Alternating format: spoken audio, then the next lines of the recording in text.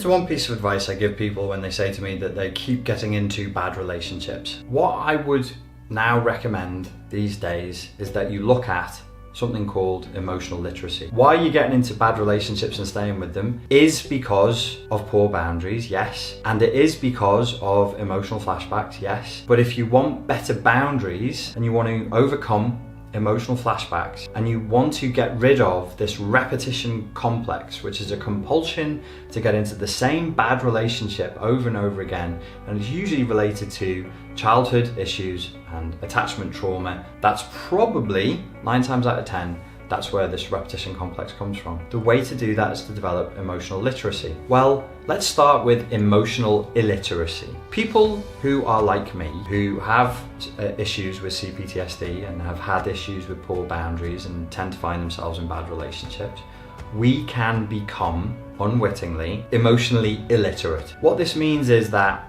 we lose touch through trauma and through repeated, frequent, painful experiences that we were trapped inside of, that we couldn't escape. We learn to disassociate from our feelings. Why?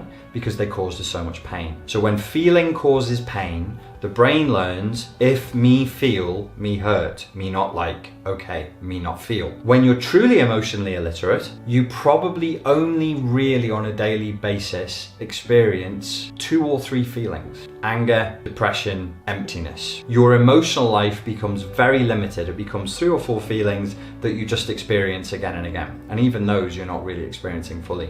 When you are emotionally literate, you become more literal. You learn to apply more words to your feelings. So emotional literacy puts you back in touch with who you really are.